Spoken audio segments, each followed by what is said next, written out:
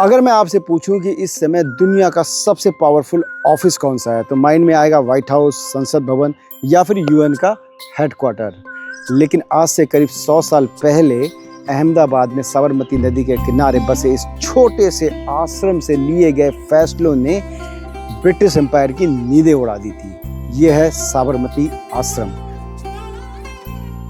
जहां आज से करीब 100 साल पहले गांधी जी 15 साल तक रहे और उन्होंने यहाँ पर कई सारे ऐसे इंपॉर्टेंट मूवमेंट स्टार्ट करे जिससे कि फाइनली हमें आज़ादी मिली।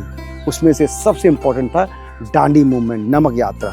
तो चलिए इस आश्रम की यात्रा शुरू करते हैं, जहाँ पर हम जानेंगे कि ये आश्रम गांधी जी ने यहाँ पर ही क्यों बनाया और आज भी ये आश्रम क्यों इतना रेलिवेंट है। और अगर इसको घूमने के लिए, सिंपली घूमने के लिए आ रहे हैं, तो इस आश्रम में क्या क्या घूमने की चीज़ें हैं। सबसे इम्पॉर्टेंट चीज़, इस आश्रम की कोई भी एंट्रेंस फीस नहीं है। तो चलिए यहाँ पे ना अलग अलग, इस आश्रम में अगर आप देखो तो अलग अलग हट जैसी बनी हुई हैं। तो वो रविन्द्रनाथ टैगोर का है, यहाँ पर एक अलग बना हुआ हट और इधर अलग है। तो चलिए हम लोग इस आश्रम की यात्रा शुरू करते हैं सबसे पहले उस हट से। सो ये जो हट है या फिर घर, उस टाइम पे ये अतिथि गृह होता था, गेस्ट हाउस होता था। एंड गांधी जी के one of the important guest उस टाइम पे रविन्द्रनाथ टैगोर और भारत के पहले प्रधानमंत्री राजेंद्र प्रसाद यहीं पे रहते थे। जब भी वो गांधी जी से मिलने आते थे, उनसे विचार विमर्श करते थे, यहीं पे रहते थे। तो चलिए देखते हैं कि अंदर कैसा बना हुआ है ये।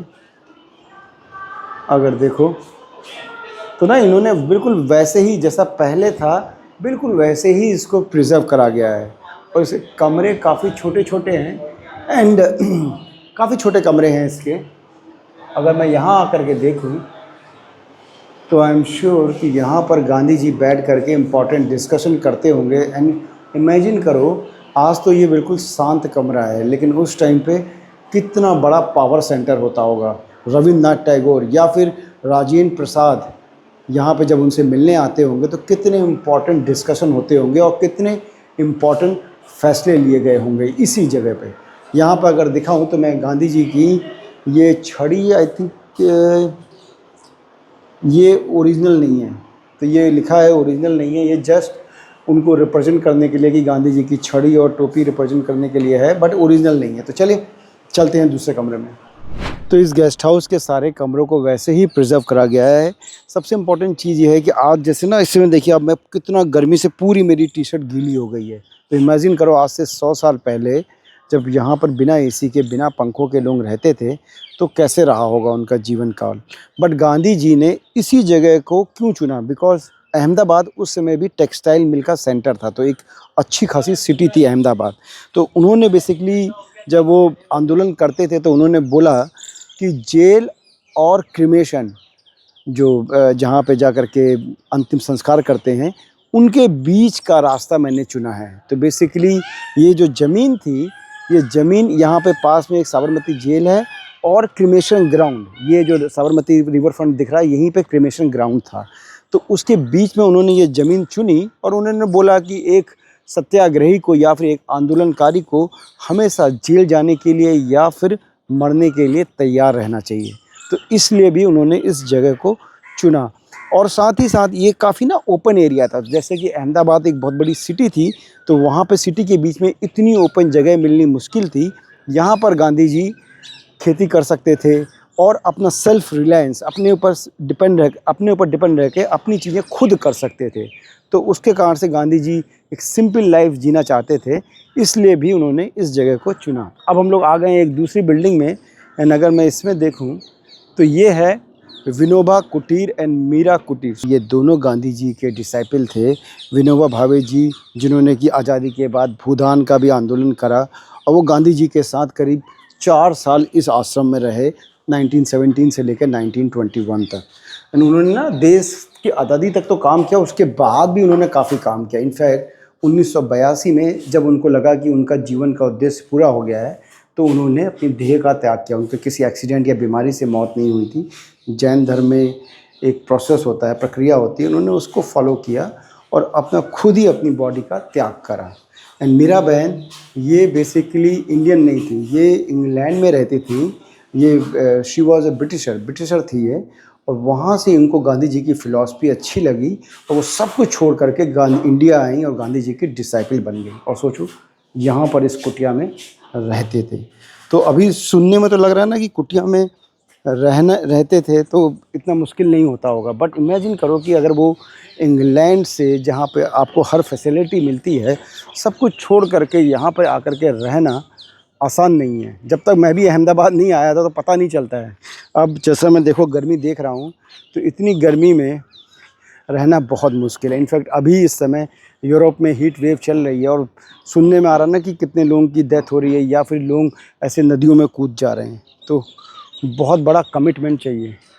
अब इसके बगल में ये है जहाँ पर एक्चुअल में गांधी जी रहा करते थे।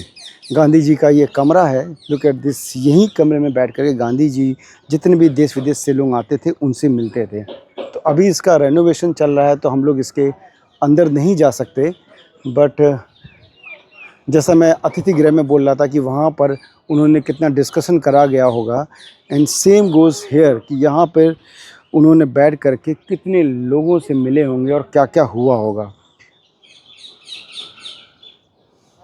यहाँ पर इस कुटिया का, इस घर का उस समय नाम दिया गया था हृदय कुंज, आश्रम का हृदय, हार्ट ऑफ द आश्रम। तो अभी फ़िलहाल बंद है तो हम लोग इसके अंदर नहीं जा पाएंगे। मे बी कभी फ्यूचर में मौका लगेगा तो इसके अंदर भी जाने का मौका मिलेगा। चलिए अब आगे चलते हैं। गांधी जी के आश्रम का ये एक बहुत ही इम्पोर्टेंट सेंटर है, बिकॉज गांधी जी और चरखा दोनों ही एक दूसरे के पूरक थे। गांधी जी हमेशा चरखे को यूज़ करते थे और यहाँ पर अलग अलग तरीके के चरखे लगे हुए हैं। अगर यहाँ पर मैं दिखाऊँ इस साइड पर तो यू कैन सी। तो यहाँ पर अभी मैं जो यहाँ पे काम करते हैं सेवक, उनसे मैं बात कर रहा था तो उन्होंने बताया कि नॉट ओनली पुराने लोग, आज के टाइम में भी स्वीडन से लोग आए थे जो लोग चरखे को एज अ मेडिटेशन यूज़ करते हैं। यस, चरखे को एज अ मेडिटेशन, बिकॉज उसको अगर आप रोटेट करो तो आपके ना माइंड को शांति मिलती है। तो आई एम नॉट श्योर कि कितने लोगों ने ये ट्राई किया है। मैं भी इसके बाद अभी यहाँ से म्यूज़ियम से या जो बाहर शॉप है उन्होंने बताया कि शॉप में आपको छोटा चरखा मिल जाएगा, तो I will also try to buy a charkha छोटा सा। और कभी अगर आप खाली हो तो उसको ना ऐसे जस्ट रोटेट करते रहो, तो लेट्स सी कैसा होता है। बट अच्छा है ना कि जेन जी जो है, जो लेटेस्ट जनरेशन है वो भी यूज़ कर रही है। एंड अगर मैं पीछे क्राउड दिखाऊं तो लुक एट द क्राउड। सोमवार के दिन इतनी भीड़ होना, वर्किंग डे में, इंडिया में इस समय आज सोमवार वर्किंग डे, कोई हॉलीडे फेस्टिवल नहीं है, बहुत भीड़ है। तो अच्छा है कि आज भी गांधी जी के विचारों को जानने के लिए लोग इतना आते हैं यहाँ पे। तो चलिए अब बाहर चलते हैं म्यूज़ियम की तरफ एंड देखते हैं म्यूज़ियम में क्या क्या है। अब हम लोग आ गए यहाँ पर म्यूज़ियम एरिया में। तो म्यूज़ियम बेसिकली ना बंद होता है, बट यहाँ पर ये ऐसे ओपन म्यूज़ियम है और यहाँ पे अलग अलग आर्टिकल्स को या पिक्चर्स को डिस्प्ले करा गया है। तो ये वॉल में अगर आप देखो तो जितने भी important prominent figure Gandhi ji से मिलने आए उन सब की यहाँ पे पिक्चर लगी हुई हैं। सुनीता विलियम्स 2007 में, चाइना के जो प्रेसिडेंट थे वो आए थे 2014 में, Nelson Mandela and Martin Luther king. तो काफ़ी ज़्यादा इम्पोर्टेंट सेलिब्रिटीज़ या prominent figure, Amitabh Bachchan celebrity मैंने बोला तो अमिताभ बच्चन भी यहाँ पे 2010 में आए थे। आई थिंक जब वो गुजरात का टूरिज़्म वाला प्रोग्राम कर रहे थे कि कुछ दिन तो पधारो हमारे गुजरात में। एंड ये सारे गांधी जी के फॉलोअर थे, उनकी भी यहाँ पे पिक्चर्स लगी हुई हैं और क्या क्या उन्होंने गांधी जी से लर्निंग ली। तो डिफरेंट काइंड ऑफ म्यूज़ियम है। हम लोग जो दिल्ली में भी गांधी जी जहाँ रहते थे अपने आखिरी दिनों में, जहाँ पे उनको गोली मारी गई, वहाँ भी गए थे। वो म्यूज़ियम डिफरेंट है दिल्ली वाला, और ये वाला म्यूज़ियम बिल्कुल डिफरेंट है। तो आई विल से कि अगर यहाँ आओ तो ज़रूर यहाँ पर विज़िट करना चाहिए। यानी अगर आप गांधी जी के विचारों को फॉलो करते हो तो आपके लिए मस्ट है। अब हम लोग अंदर जाएंगे, एक लाइब्रेरी है जहाँ पे उन्होंने बताया था हमें, तो लेट्स गो एंड सी कि लाइब्रेरी में क्या है।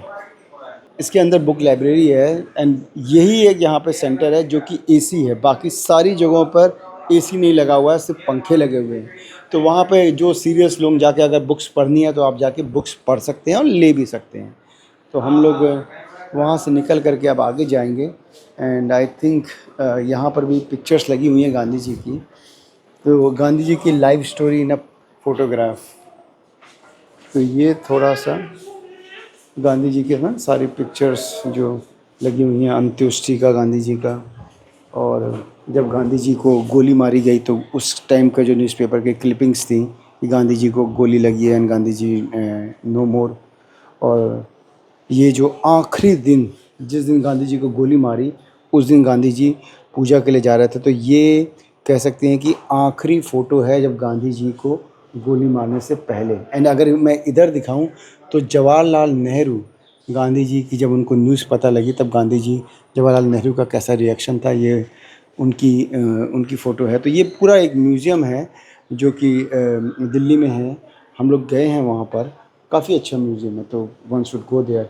एंड इनफैक्ट गांधी जी की मौत से कुछ दिन पहले भी उनके ऊपर एक अटैक हुआ था 20 जनवरी को दिल्ली में ही। ये देखो बम ब्लास्ट हुआ था, तो ये उस जगह का शॉट है। अगर उस टाइम पे लोगों ने प्रिकॉशन ले लिया होता तो शायद गांधी जी को गोली नहीं लगती। तो अच्छा है पूरी गांधी जी की ना जर्नी को और उनके आखिरी दिनों की यहाँ पे पिक्चर्स लगी हुई हैं।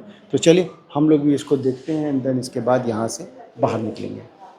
तो यहाँ पर इस वॉल में गांधी जी के बारे में उस टाइम की जितनी बड़ी बड़ी सेलिब्रिटीज़ थे, अल्बर्ट आइंस्टाइन या फिर चार्ली चैपलिन, इन लोगों ने गांधी जी के बारे में क्या बोला। अगर अल्बर्ट आइंस्टाइन के वर्ड्स में पढ़ूँ तो उन्होंने बोला कि आने वाली पीढ़ियाँ शायद ही इस बात को विश्वास करेंगी कि हाड़ मांस का एक इंसान इस धरती पर चला था। एंड चार्ली चैपलिन ने भी एक बड़ी इंटरेस्टिंग बात बोली कि जिन जिन आदमियों से मेरी मुलाकात हुई है उनमें से गांधी जी सबसे इंटेलिजेंट और सबसे देवतुल्य व्यक्तियों में से एक थे।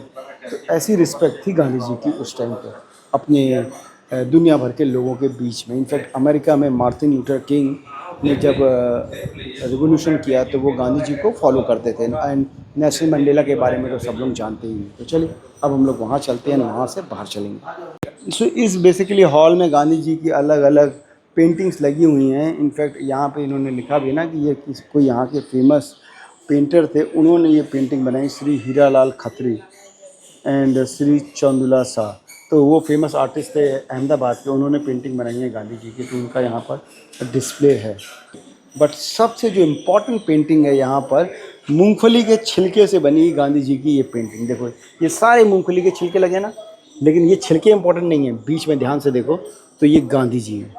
तो ये सारे मूंगफली के छिलके से गांधी जी की ये पेंटिंग काफ़ी इंटरेस्टिंग है ये। तो अगर आई एम श्योर कि देखते हैं बाहर इनकी शॉप भी है, तो वहाँ पर कुछ ऐसी चीज़ें अगर मिल रही हैं तो will definitely try to by it. तो चलिए चलते हैं यहाँ से बाहर एंड अब आई थिंक हम लोग शॉप पे जाएंगे। सो इसी के साथ साबरमती में गांधी जी के आश्रम का हमारा ये सफ़र कंप्लीट हुआ। आई विल से कि ये जस्ट एक टूरिस्ट प्लेस नहीं बल्कि ये वो जगह है जहाँ से आज़ादी का एक ऐसा सफ़र शुरू हुआ जिसने भारत का भविष्य हमेशा के लिए बदल दिया। 1930 में गांधी जी इस आश्रम से निकले थे डांडी मार्च के लिए, और उन्होंने उस टाइम पे प्रतिज्ञा करी थी कि जब तक भारत आज़ाद नहीं होगा वो इस आश्रम में वापस नहीं आएंगे। तो सोचिए 1917 से लेकर 1930 करीब 13-14 साल गांधी जी इस आश्रम में रहे एंड उसके बाद कभी ज़िंदगी भर इस आश्रम में वापस नहीं आ पाए, बिकॉज उसके बाद 1948 में उनकी डेथ हो गई, तो कभी नहीं आके वो यहाँ रहे। तो काफ़ी मेमोरेबल था ये सफ़र हमारे लिए भी। एंड आप भी अगर गांधी जी के विचारों को फॉलो करते हो या फिर गांधी जी के बारे में जानना चाहते हो तो ज़रूर विज़िट करना चाहिए ये अहमदाबाद में साबरमती नदी के किनारे बसा साबरमती आश्रम। तो चलिए चलते हैं यहाँ से।